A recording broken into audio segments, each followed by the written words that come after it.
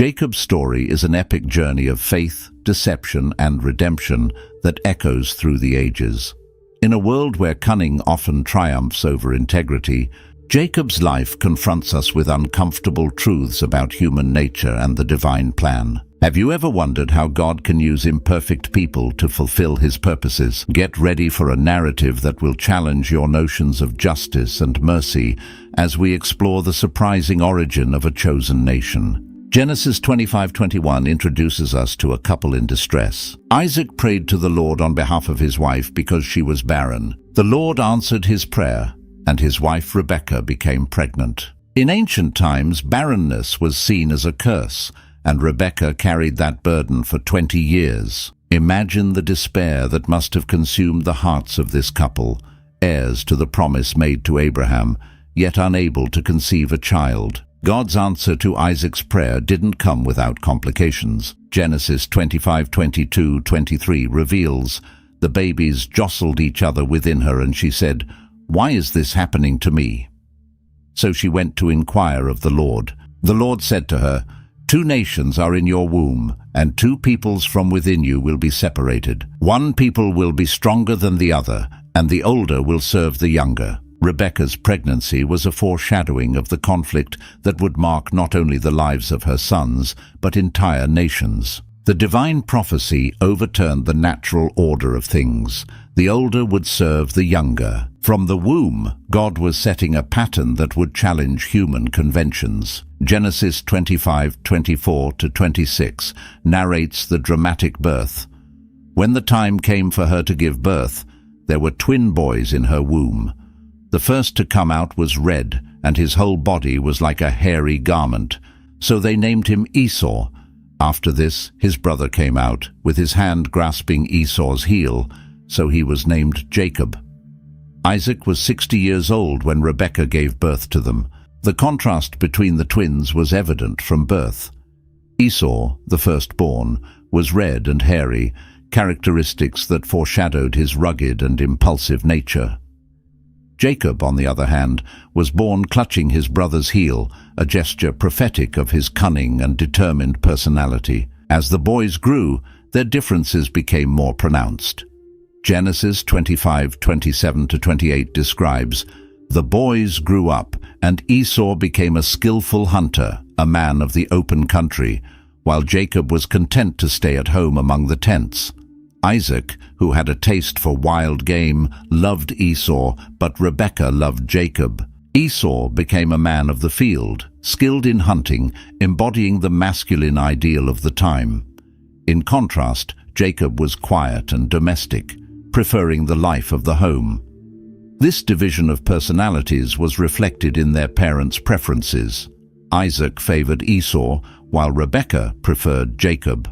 Parental favoritism sowed the seeds of discord that would later flourish, offering a timeless lesson about the dangers of treating children unequally.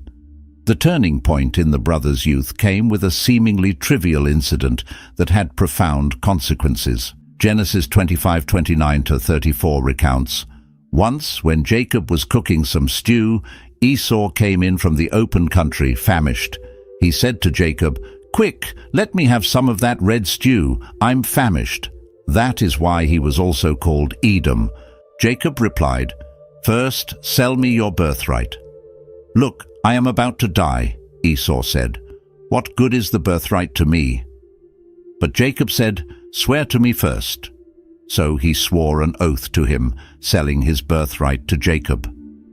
Then Jacob gave Esau some bread and lentil stew. He ate and drank, and then got up and left. So Esau despised his birthright. This episode reveals much about the character of both brothers. Esau, impulsive and driven by his immediate appetites, was willing to trade his birthright, a position of great honor and responsibility in patriarchal society, for a meal. His exaggerated claim of being about to die shows his tendency toward hyperbole and instant gratification. Jacob, on the other hand, displayed calculated shrewdness. He saw an opportunity and seized it, manipulating his brother's weakness for his own gain. While his actions may seem questionable by modern standards, they reveal a sharp understanding of the value of the birthright and a willingness to do whatever it took to obtain it. The exchange of the birthright for a meal became a powerful symbol of Esau's recklessness and Jacob's opportunistic nature. The biblical text does not offer explicit moral judgment on Jacob's actions at this moment, but the subsequent narrative will show how this decision shaped the destinies of both brothers and their descendants. The implications of this act were profound. The birthright was not merely a matter of material inheritance, it carried spiritual blessings and the responsibility to lead the family. By despising his birthright, Esau demonstrated a lack of foresight and appreciation for the divine promises made to his ancestors. For Jacob, acquiring the birthright was only the first step in his journey to becoming the heir of God's promises. Though his methods were questionable, his determination to secure divine blessings would be a recurring theme in his life. This episode sets the stage for the future events in Jacob's life. His cunning and determination would lead him to great heights, but also place him in situations of conflict and danger. Jacob's story reminds us that God can use even our flaws and imperfections to fulfill his greater purposes. Genesis 27:1-4 takes us to a crucial moment in Isaac's life. When Isaac was old and almost blind, he called for his older son Esau and said, "My son." "Yes, father," he answered. Isaac said, "I am old and do not know the day of my death. Now take your weapons, your bow and your quiver, and go out to the field to hunt game for me. Prepare for me the delicious food I love, and bring it to me to eat, so that I may bless you before I die." Isaac's old age and blindness created a scene of urgency and vulnerability. Aware of his mortality, he wanted to fulfill his paternal duty to bless his firstborn before leaving this world. The blessing was not merely a formality, it was a prophetic and powerful act that would determine the destiny of the blessed and his descendants. Isaac's plan to bless Esau reveals his continued preference for the older son, despite the sale of the birthright years earlier. Perhaps Isaac was unaware of the agreement between the brothers or considered it invalid. Regardless, his intention to bless Esau triggered a series of events that would forever change the course of the family's history. Genesis 27:5-10 introduces Rebekah's strategy to favor Jacob. Now Rebekah was listening when Isaac spoke to his son Esau. So when Esau went to the field to hunt for game, Rebekah said to her son Jacob, "I heard your father say to your brother Esau, 'Bring me game and prepare me the delicious food to eat, so that I may bless you in the presence of the Lord before I die. Now my son, listen to me as I command you. Go to the flock and bring me 2 choice young goats, so that I can prepare some delicious food for your father, the kind he loves. Then take it to your father to eat, so he may bless you before he dies." Rebekah's plan was bold and risky. She not only interfered with her husband's will, but also placed her favorite son in a dangerous position. Her actions reflect a complex mix of motives: the desire to see God's prophecy fulfilled that the older will serve the younger, her preference for Jacob, and possibly her belief that Jacob was more suited to lead the family. The preparation of the stew was just the first step. Genesis 27:11-17 details Jacob's elaborate disguise. But Jacob said to Rebekah, his mother, "But my brother Esau is a hairy man, and I am a smooth man. What if my father touches me? I would appear to be tricking him and bring down a curse on myself rather than a blessing." His mother said to him, "My son, let the curse fall on me. Just do what I say. Go and get them for me." So he went and got them and brought them to his mother, and she prepared the delicious food, the kind his father loved. Then Rebekah took the best clothes of Esau, her older son, which she had at home, and put them on her younger son Jacob. She also covered his hands and the smooth part of his neck with the goat skins. Then she handed to her son Jacob the delicious food and the bread she had made. This passage reveals Jacob's initial hesitation, not from moral principles, but from fear of being caught. Rebekah's response, taking responsibility for any curse, demonstrates her determination to see her plan realized. The elaborate disguise, using Esau's clothes and goat skins, shows how far they were willing to go to deceive Isaac. Jacob's encounter with Isaac is narrated in Genesis 27:18-29 with palpable tension. Jacob went to his father and said, "My father." "Yes, who are you, my son?" Isaac asked. Jacob said to his father, "I am Esau, your firstborn. I have done as you told me. Please sit up and eat some of my game, so that you may bless me." Isaac asked his son, "How did you find it so quickly, my son?" "The Lord your God gave me success," he replied. Then Isaac said to Jacob, "Come near so I can touch you, my son, to know whether you really are my son Esau or not." The scene is filled with suspense. Jacob repeatedly lies, even invoking God's name to lend credibility to his story. Isaac, suspicious, insists on touching his son. Genesis 27:22-23 continues, "Jacob went close to his father Isaac, who touched him and said, 'The voice is the voice of Jacob, but the hands are the hands of Esau.' He did not recognize him, for his hands were hairy like those of his brother Esau, so he blessed him." The test of touch reveals Isaac's internal conflict. His senses are at odds. Touch says it's Esau, but the voice is Jacob's. Yet, trusting his sense of touch more than his hearing, Isaac proceeds with the blessing. The blessing given to Jacob, recorded in Genesis 27:27-29, is powerful and comprehensive. He smelled the smell of his clothes and blessed him, saying, "Ah, the smell of my son is like the smell of a field that the Lord has blessed. May God give you of heaven's dew and of earth's richness, an abundance of grain and new wine. May nations serve you and peoples bow down to you. Be lord over your brothers, and may the sons of your mother bow down to you. Cursed be those who curse you, and blessed be those who bless you." This blessing, rich in imagery and promises, encompasses material prosperity, political dominion, and a special spiritual status.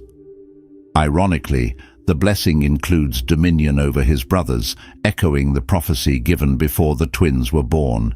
Esau's return and the discovery of the deception are narrated with dramatic intensity in Genesis 27:30-35. After Isaac finished blessing him, and Jacob had scarcely left his father's presence, his brother Esau came in from hunting. He too prepared some delicious food and brought it to his father. Then he said to him, "My father, sit up and eat some of my game so that you may bless me." His father Isaac asked him, "Who are you?" "I am Esau, your firstborn," he answered. Isaac trembled violently and said, "Who was it then that hunted game and brought it to me? I ate it just before you came, and I blessed him, and indeed he will be blessed." When Esau heard his father's words, he burst out with a loud and bitter cry and said to his father, "Bless me, me too, my father." But he said, "Your brother came deceitfully and took your blessing." Isaac's reaction, trembling violently, reveals the shock and horror of the discovery. His declaration, "And indeed he will be blessed," indicates his understanding that the blessing, once spoken, could not be revoked. It was a prophetic word, not merely a paternal wish. Esau's despair is palpable. Genesis 27:36-38 captures his anguish. Esau said, "Isn't he rightly named Jacob? This is the second time he has taken advantage of me. He took my birthright, and now he's taken my blessing." Then he asked, "Haven't you reserved any blessing for me?" Isaac answered Esau, "I have made him lord over you and have made all his relatives his servants, and I have sustained him with grain and new wine. So what can I possibly do for you, my son?" Esau said to his father, "Do you have only one blessing, my father? Bless me too, my father." Then Esau wept aloud. Esau's pain is deep, but it also reveals his previous lack of understanding about the value of the birthright. Only now does he fully grasp what he has lost. His plea for a blessing, any blessing, is touching. Isaac offers Esau a secondary blessing in Genesis 27:39-40. His father Isaac answered him, "Your dwelling will be away from the earth's richness, away from the dew of heaven above. You will live by the sword, and you will serve your brother. But when you grow restless, you will throw his yoke from off your neck." This blessing, in stark contrast to Jacob's, foretells a life of struggle for Esau and his descendants. However, it also includes a promise of eventual liberation from Jacob's rule. Esau's threat of revenge is immediate and serious. Genesis 27:41 reports, Esau held a grudge against Jacob because of the blessing his father had given him. He said to himself, "The days of mourning for my father are near, then I will kill my brother Jacob." This plan for murder reveals the depth of Esau's anger and the imminent danger to Jacob. The situation demands swift action. Genesis 27:42-45 outlines Rebekah's plan for Jacob's escape. When Rebekah was told what her older son Esau had said, she sent for her younger son Jacob and said to him, "Esau is planning to kill you. Now then, my son, do what I say. Flee at once to my brother Laban in Haran. Stay with him for a while until your brother's fury subsides. When your brother is no longer angry and forgets what you did to him, I'll send word for you to come back from there. Why should I lose both of you in one day?" Rebekah's plan demonstrates her ongoing cunning. She not only protects Jacob from Esau's immediate wrath, but also ensures the continuity of the promised lineage. Her last statement suggests she fears not only for Jacob's life, but also for the consequences Esau would face if he killed his brother. Jacob's departure for Haran, narrated in Genesis 28:1-5, marks the beginning of a new chapter in his life. Isaac called for Jacob and blessed him. Then he commanded him, "Do not marry a Canaanite woman. Go at once to Paddan Aram, to the house of your mother's father Bethuel. Take a wife for yourself there from among the daughters of Laban, your mother's brother. May God Almighty bless you and make you fruitful and increase your numbers until you become a community of peoples. May he give you and your descendants the blessing given to Abraham, so that you may take possession of the land where you now reside as a foreigner, the land God gave to Abraham." Then Isaac sent Jacob on his way, and he went to Paddan Aram, to Laban son of Bethuel the Aramean, the brother of Rebekah, who was the mother of Jacob and Esau. This passage reveals that Isaac, despite the deception, accepts God's will and blesses Jacob again, this time knowingly.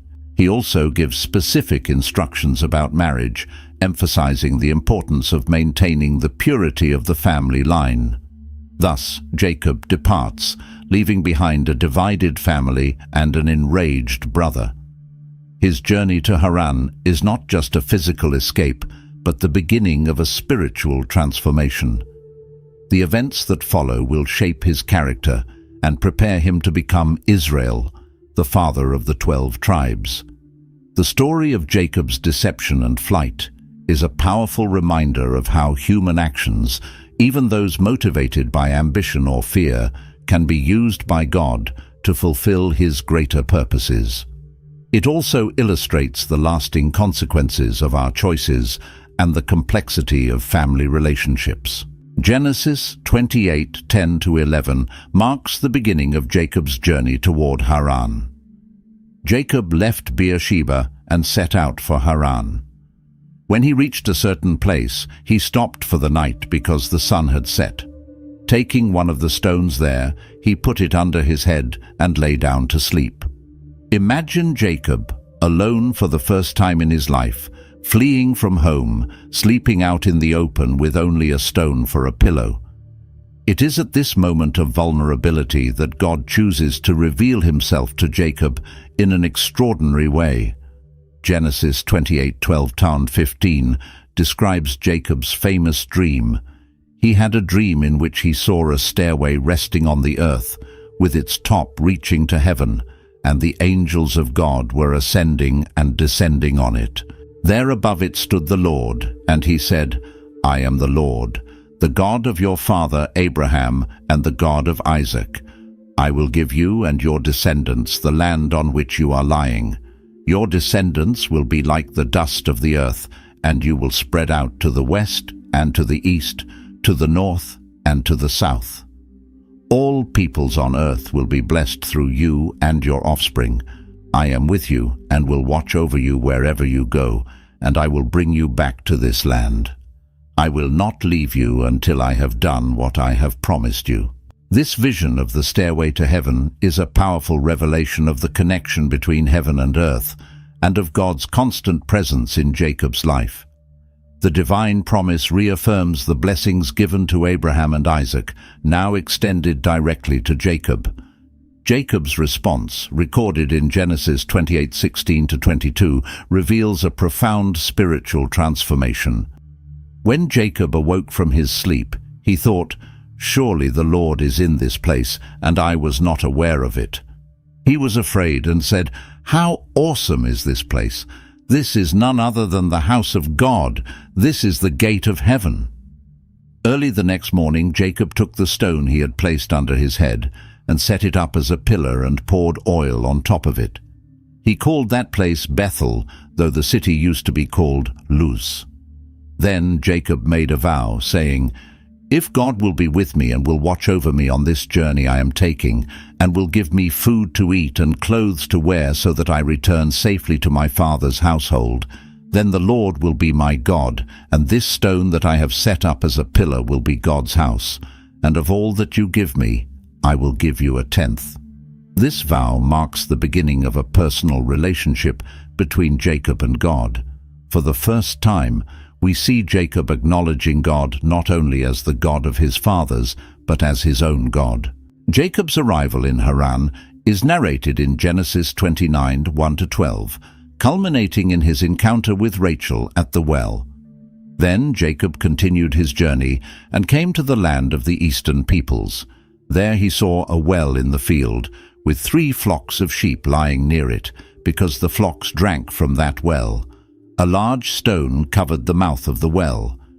When all the flocks were gathered there, the shepherds would roll the stone away from the well's mouth and water the sheep. Then they would return the stone to its place over the mouth of the well. Jacob asked the shepherds, "My brothers, where are you from?" "We are from Haran," they replied. He asked them, "Do you know Laban, Nahor's grandson?" "Yes, we know him," they answered. Then Jacob asked, "Is he well?" "Yes, he is," they said, "and here comes his daughter Rachel with the sheep." "Look," Jacob said, "the sun is still high. It is not time for the flocks to be gathered. Water the sheep and take them back to graze." "We can't," they replied, "until all the flocks are gathered and the stone has been rolled away from the well's mouth. Then we will water the sheep." While he was still talking with them, Rachel came with her father's sheep, for she was a shepherdess. As soon as Jacob saw Rachel, daughter of Laban, his mother's brother, and Laban's sheep, he went over and rolled the stone away from the well's mouth and watered his uncle Laban's sheep. Then Jacob kissed Rachel and began to weep aloud. He told Rachel that he was a relative of her father and that he was the son of Rebekah. She ran and told her father. This encounter at the well echoes similar meetings in his family history, such as Abraham's servant finding Rebekah. Jacob's action of single-handedly rolling away the heavy stone from the well demonstrates his physical strength and his desire to impress Rachel. The reunion with Laban's family is warm, as described in Genesis 29:13-14. As soon as Laban heard the news about Jacob, his sister's son, he hurried to meet him. He embraced him and kissed him and brought him to his home. And there Jacob told him all these things. Then Laban said to him, "You are my own flesh and blood." However, Laban's initial hospitality quickly turns into a work agreement, as we see in Genesis 29:15-20. Laban said to Jacob, "Because you are a relative of mine, should you work for me for nothing? Tell me what your wages should be." Laban had 2 daughters. The name of the older was Leah, and the name of the younger was Rachel. Leah had weak eyes, but Rachel had a lovely figure and was beautiful. Jacob was in love with Rachel and said, "I'll work for you 7 years in return for your younger daughter Rachel." Laban said, "It's better that I give her to you than to some other man. Stay here with me."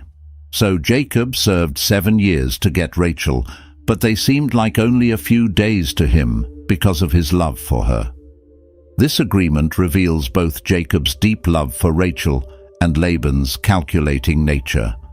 The 7 years of labor are an ironic inversion of Jacob's situation. He, who deceived his father and brother, now works faithfully for 7 years. The deceptive marriage is narrated in Genesis 29:21-25.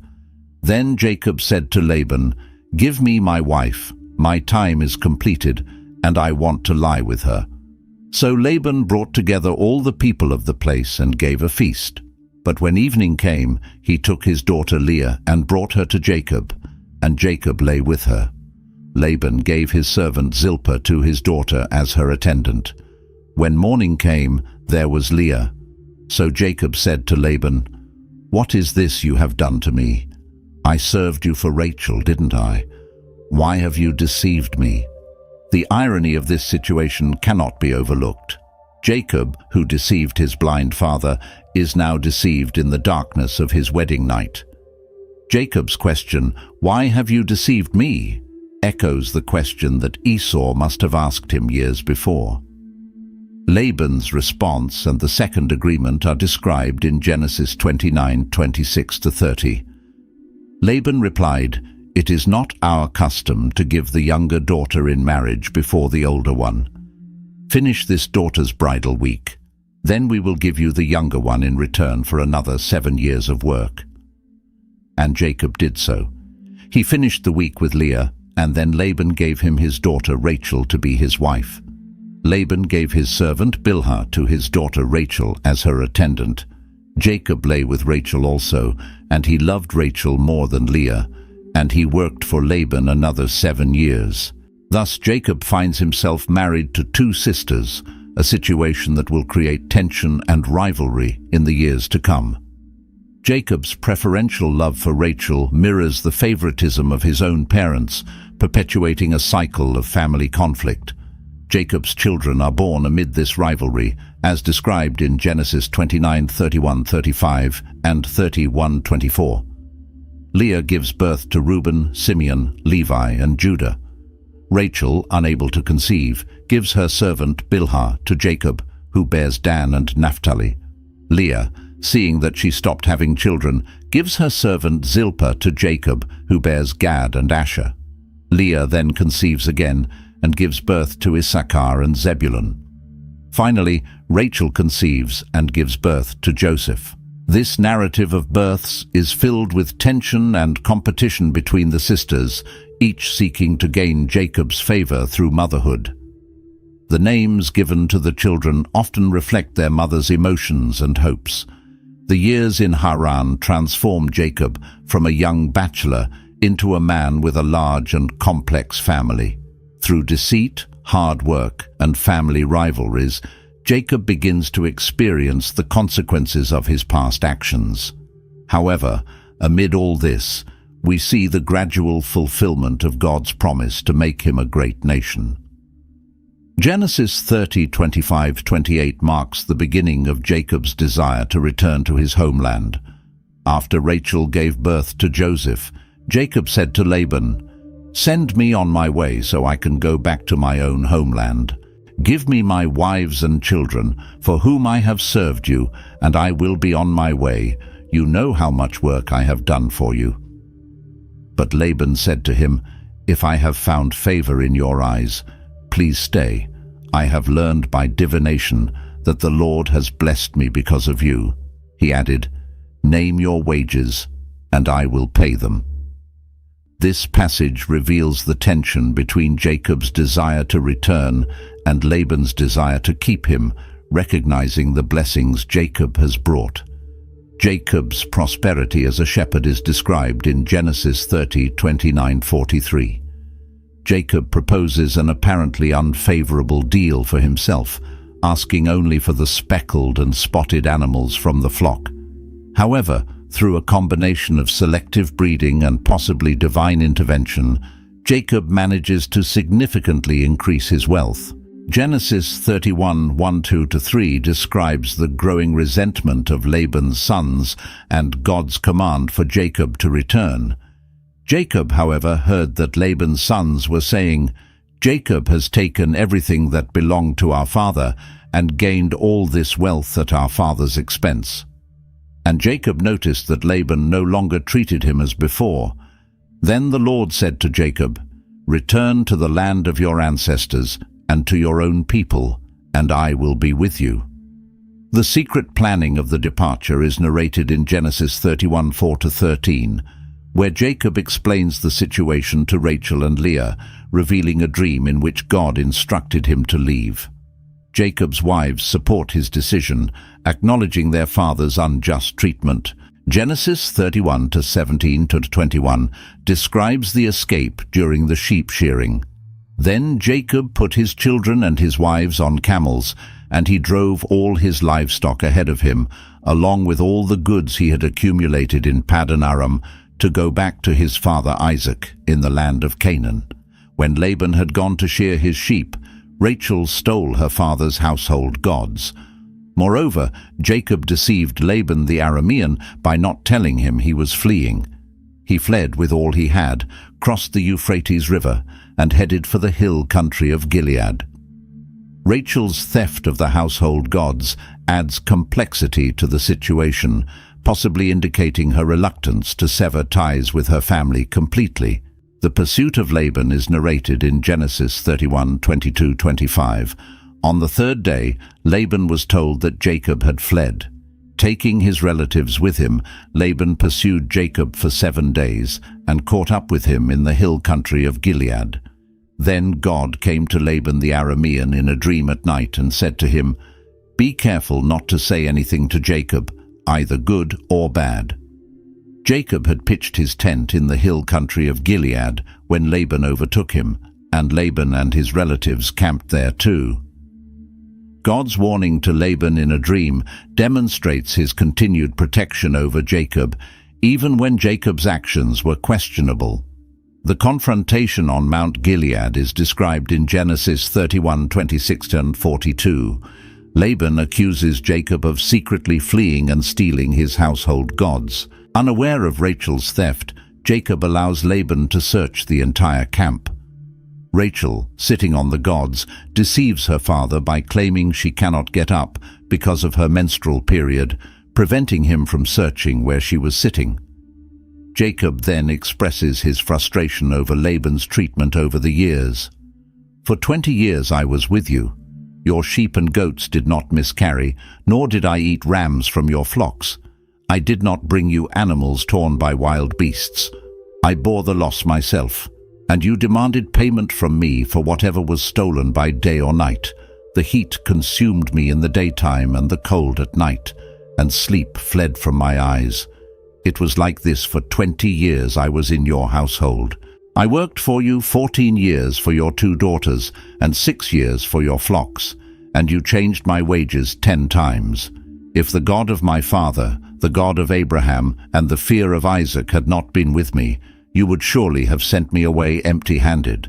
But God has seen my hardship and the toil of my hands, and last night he rebuked you."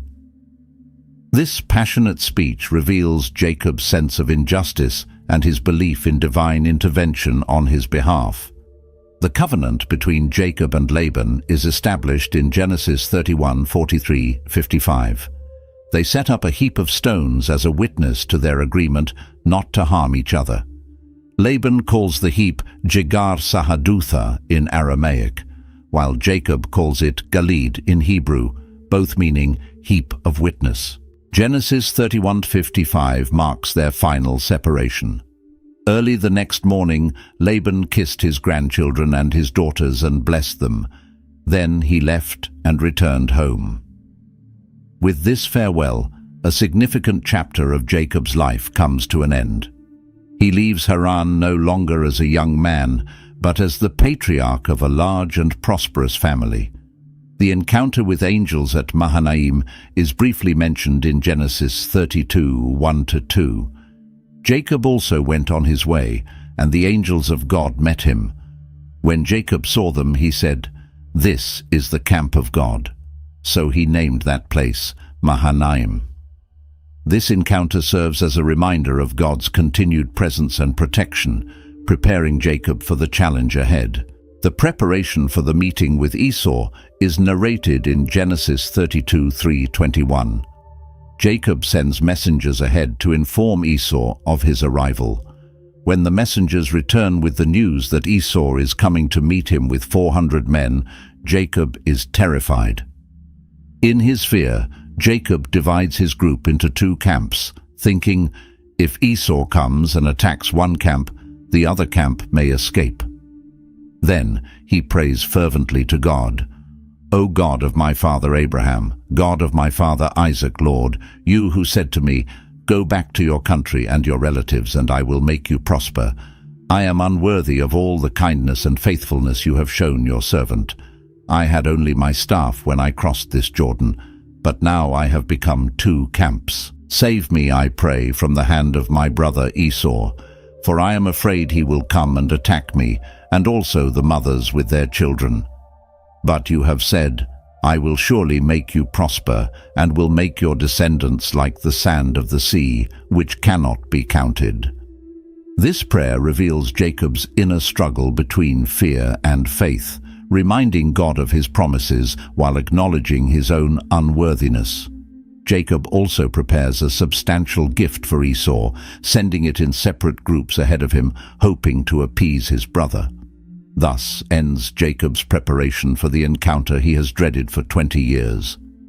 The man who left his land as a fugitive now returns as a prosperous patriarch, still grappling with the consequences of his past actions and his faith in God.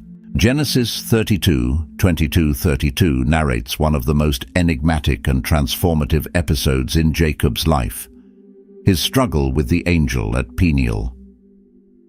That night, Jacob got up and took his 2 wives, his 2 female servants, and his 11 sons, and crossed the ford of the Jabbok. After he had sent them across the stream, he sent over all his possessions. So Jacob was left alone, and a man wrestled with him till daybreak.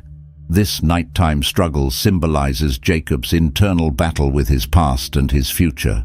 The text continues, "When the man saw that he could not overpower him, he touched the socket of Jacob's hip, so that his hip was wrenched as he wrestled with the man.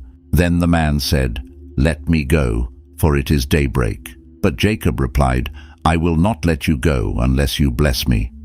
The man asked him, 'What is your name?' 'Jacob,' he answered. Then the man said, 'Your name will no longer be Jacob, but Israel, because you have struggled with God and with humans and have overcome.'" The change of Jacob's name to Israel marks a profound transformation in his identity. No longer the supplanter, he is now one who struggles with God. Jacob emerges from this experience blessed, yet also wounded, limping due to the blow to his thigh. This physical injury serves as a constant reminder of his encounter with the divine. The long-feared meeting with Esau finally occurs in Genesis 33:1-11. Jacob looked up and saw Esau approaching, and with him were 400 men. So he divided the children among Leah, Rachel, and the 2 maids. He put the maids and their children in front, Leah and her children next, and Rachel and Joseph last. He himself went on ahead and bowed down to the ground 7 times as he approached his brother. Jacob's cautious approach, bowing 7 times, demonstrates his submission and desire for reconciliation. However, Esau's reaction surprises everyone. But Esau ran to meet Jacob and embraced him. He threw his arms around his neck and kissed him, and they wept. This moment of reconciliation is powerful and unexpected. Esau's embrace and tears show that time has healed old wounds. The dialogue that follows reveals the generosity of both brothers. Jacob insists that Esau accept his gifts, saying, "Please accept the gift that was brought to you, for God has been gracious to me, and I have all I need." After this emotional encounter, the brothers part amicably. Genesis 33:16-17 states, "That day Esau started on his way back to Seir. Jacob, however, went to Succoth, where he built a place for himself and made shelters for his livestock. That is why the place is called Succoth." Jacob's establishment in Succoth and later in Shechem marks the beginning of a new phase in his life. Genesis 33:18-20 says, "After Jacob came from Paddan Aram, he arrived safely at the city of Shechem in Canaan and camped within sight of the city. For 100 pieces of silver he bought from the sons of Hamor, the father of Shechem, the plot of ground where he pitched his tent. There he erected an altar and called it El Elohi Israel." However, Jacob's newly found peace is shaken by the incident involving his daughter Dinah, narrated in Genesis 34. Dinah, the daughter Leah had borne to Jacob, went out to visit the women of the land. When Shechem, son of Hamor the Hivite, the ruler of that area, saw her, he took her and raped her. Dinah's violation by Shechem triggers a series of tragic events. Although Shechem falls in love with Dinah and asks to marry her, Jacob's sons, particularly Simeon and Levi, plot revenge. They deceive the Shechemites into agreeing to circumcision as a condition for the marriage, and then, while the men are recovering from the circumcision, Simeon and Levi attack the city, killing all the men. Jacob's reaction to this massacre is one of horror and concern. Genesis 34:30 records, "Then Jacob said to Simeon and Levi, 'You have brought trouble on me by making me a stench to the Canaanites and Perizzites, the people living in this land. We are few in number. If they join forces against me and attack me, I and my household will be destroyed.'" After this traumatic incident, God instructs Jacob to go to Bethel. Genesis 35:2-3 shows Jacob leading his family in an act of spiritual purification. "So Jacob said to his household and to all who were with him, 'Get rid of the foreign gods you have with you, and purify yourselves and change your clothes. Then come, let us go up to Bethel, where I will build an altar to God, who answered me in my day of distress, and who has been with me wherever I have gone.'" In Bethel, God reaffirms his promise to Jacob and confirms his name change to Israel. Genesis 35:10-12 says, "God said to him, 'Your name is Jacob, but you will no longer be called Jacob. Your name will be Israel.' So he named him Israel. And God said to him, 'I am God Almighty. Be fruitful and increase in number. A nation and a community of nations will come from you, and kings will be among your descendants. The land I gave to Abraham and Isaac I give to you, and I will give this land to your descendants after you." On the journey from Bethel to Ephrath, Rachel goes into labor. Genesis 35:16-20 narrates, "Then they moved on from Bethel. While they were still some distance from Ephrath, Rachel began to give birth and had great difficulty. And as she was having great difficulty in childbirth, the midwife said to her, 'Don't despair, for you have another son.' As she breathed her last, for she was dying, she named her son Ben-Oni, but his father named him Benjamin. So Rachel died and was buried on the way to Ephrath, that is Bethlehem. Rachel's death during Benjamin's birth is a devastating blow to Jacob, marking the end of a significant chapter in his life. The chapter concludes with a final trial for Jacob, the incident involving Reuben and Bilhah, briefly mentioned in Genesis 35:22. While Israel was living in that region, Reuben went in and slept with his father's concubine Bilhah, and Israel heard of it. This act by Reuben, the firstborn, will have lasting consequences, affecting his position in the family and his future inheritance.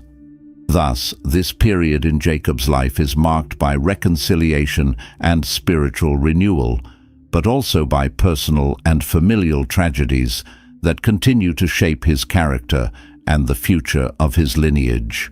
Genesis 35:27 marks Jacob's return to his father's house.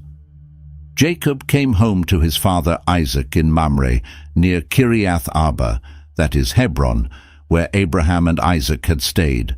This return completes the cycle of Jacob's journey, bringing him back to his roots. The death and burial of Isaac are briefly narrated in Genesis 35:28-29. Isaac lived 180 years. Then he breathed his last and died, and was gathered to his people, old and full of years. And his sons Esau and Jacob buried him. This moment of mourning briefly unites the brothers once again. The narrative then shifts to Joseph, Jacob's favorite son. Genesis 37:3-4 describes, "Now Israel loved Joseph more than any of his other sons, because he had been born to him in his old age, and he made an ornate robe for him. When his brothers saw that their father loved him more than any of them, they hated him, and could not speak a kind word to him." Jacob's favoritism toward Joseph echoes Jacob's own past as his mother's favorite son, creating similar family tensions. The special coat, often translated as coat of many colors, becomes a tangible symbol of this favoritism. Joseph's dreams, narrated in Genesis 37:5-11, intensify his brother's jealousy. Joseph dreams that his sheaves of wheat rise while his brothers' sheaves bow down to him. In another dream, the sun, the moon, and 11 stars bow down to him. These prophetic dreams, although poorly received by his brothers and even by his father, foreshadow Joseph's future role as the savior of his family. The sale of Joseph by his brothers is a dramatic turning point in the story. Genesis 37:18-20 recounts their initial plan to kill him, but they saw him from a distance, and before he reached them, they plotted to kill him. "Here comes that dreamer," they said to one another. "Come now, let's kill him and throw him into one of these cisterns and say that a ferocious animal devoured him. Then we'll see what comes of his dreams." Reuben's intervention, described in Genesis 37:21-22, saves Joseph's life. When Reuben heard this, he tried to rescue him from their hands, saying, "Let's not take his life." He said, "Don't shed any blood.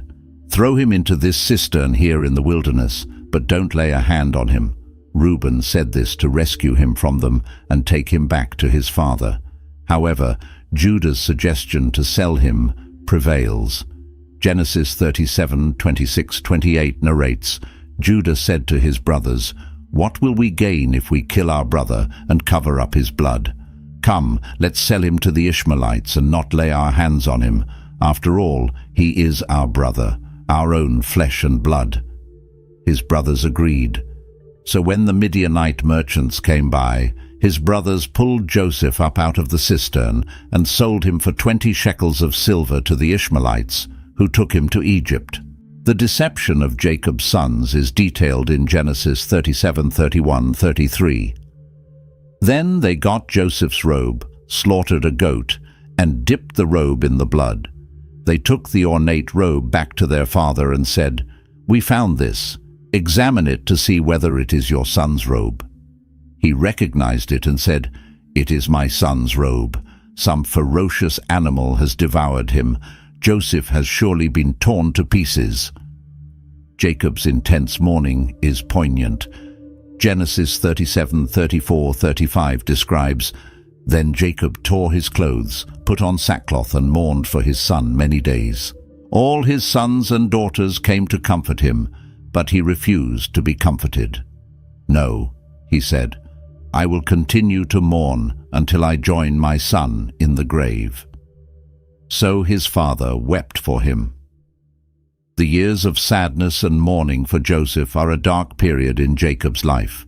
Unaware of his beloved son's true fate, he lives with deep pain that even the rest of his family cannot alleviate. The narrative then moves to a time of famine in the land of Canaan. Genesis 42:1-2 recounts, "When Jacob learned that there was grain in Egypt, he said to his sons, 'Why do you just keep looking at each other?' He continued, 'I have heard that there is grain in Egypt. Go down there and buy some for us, so that we may live and not die.' Sending his sons to Egypt to buy food sets off a chain of events that will eventually lead to the family reunion. The detention of Simeon in Egypt and the demand to bring Benjamin on the next visit create a dilemma for Jacob. Genesis 42:36 captures Jacob's anguish. Their father Jacob said to them, "You have deprived me of my children. Joseph is no more, Simeon is no more, and now you want to take Benjamin. Everything is against me." His reluctance to send Benjamin, the last son of his beloved Rachel, is understandable in light of his previous losses. The second trip to Egypt with Benjamin is narrated in Genesis 43. Judah's insistence and his personal guarantee for Benjamin's safety finally convinced Jacob to let him go. Genesis 43:11-14 shows Jacob blessing the mission. Then their father Israel said to them, "If it must be, then do this. Put some of the best products of the land in your bags and take them down to the man as a gift. A little balm and a little honey, some spices and myrrh, some pistachio nuts and almonds. Take double the amount of silver with you, for you must return the silver that was put back into the mouths of your sacks. Perhaps it was a mistake. Take your brother also, and go back to the man at once. And may God Almighty grant you mercy before the man, so that he will let your other brother and Benjamin come back with you. As for me, if I am bereaved, I am bereaved." Joseph's revelation to his brothers, narrated in Genesis 45, is one of the most emotional moments in the biblical narrative. When Joseph finally reveals himself, he sends his brothers back with a message for Jacob in Genesis 45:9-11. "Now hurry back to my father and say to him, 'This is what your son Joseph says. God has made me lord of all Egypt. Come down to me, don't delay. You shall live in the region of Goshen and be near me, you, your children and grandchildren, your flocks and herds, and all you have. I will provide for you there, because 5 years of famine are still to come. Otherwise, you and your household and all who belong to you will become destitute." The invitation for Jacob to move to Egypt is initially met with disbelief. Genesis 45:26-28 describes, "They told him, 'Joseph is still alive. In fact, he is ruler of all Egypt.' Jacob was stunned. He did not believe them. But when they told him everything Joseph had said to them, and when he saw the carts Joseph had sent to carry him back, the spirit of their father Jacob revived. And Israel said, "I'm convinced. My son Joseph is still alive. I will go and see him before I die." Jacob's initial hesitation is understandable given the magnitude of the news. However, he receives divine confirmation in Beersheba, as narrated in Genesis 46:2-4. "And God spoke to Israel in a vision at night and said, 'Jacob, Jacob.' 'Here I am,' he replied. Then God said, 'I am God, the God of your father. Do not be afraid to go down to Egypt, for I will make you into a great nation there. I will go down to Egypt with you, and I will surely bring you back again, and Joseph's own hand will close your eyes.'" The journey to Egypt and the emotional reunion with Joseph are described in Genesis 46:29-30. Joseph had his chariot made ready and went to Goshen to meet his father Israel. As soon as Joseph appeared before him, he threw his arms around his father and wept for a long time. Israel said to Joseph, "Now I am ready to die, since I have seen for myself that you are still alive." The settlement in the land of Goshen marks the beginning of the final phase of Jacob's life. Genesis 47, 7-10 narrates Jacob's encounter with Pharaoh. Then Joseph brought his father Jacob in and presented him before Pharaoh. After Jacob blessed Pharaoh, Pharaoh asked him, "How old are you?" And Jacob said to Pharaoh, "The years of my pilgrimage are 130. My years have been few and difficult, and they do not equal the years of the pilgrimage of my fathers." Then Jacob blessed Pharaoh and went out from his presence. The last 17 years of Jacob's life in Egypt were a time of relative peace and prosperity. Genesis 47, 27-28 summarizes, "Now the Israelites settled in Egypt in the region of Goshen. They acquired property there and were fruitful and increased greatly in number. Jacob lived in Egypt 17 years, and the years of his life were 147. Jacob's final blessings are recorded in Genesis 48 and 49. He adopts Ephraim and Manasseh, Joseph's sons, as his own, elevating them to the status of tribes. In a reflection of his own story, Jacob crosses his hands as he blesses them, giving the younger, Ephraim, the greater blessing. The prophecies for each of Jacob's 12 sons, narrated in Genesis 49, are rich in symbolism and meaning for Israel's future as a nation. Each son receives a blessing, or in some cases, a rebuke, that will shape the destiny of his tribe. Jacob's instructions for his burial are clear and emphatic. Genesis 49, 29-32 records, "Then Jacob gave them these instructions. I am about to be gathered to my people. Bury me with my fathers in the cave in the field of Ephron the Hittite, the cave in the field of Machpelah, near Mamre in Canaan, which Abraham bought along with the field as a burial place from Ephron the Hittite. There Abraham and his wife Sarah were buried. There Isaac and his wife Rebekah were buried, and there I buried Leah." Jacob's death and the national mourning in Egypt are described in Genesis 49, 33-53. When Jacob had finished giving instructions to his sons, he drew his feet up into the bed, breathed his last, and was gathered to his people. Joseph threw himself on his father and wept over him and kissed him.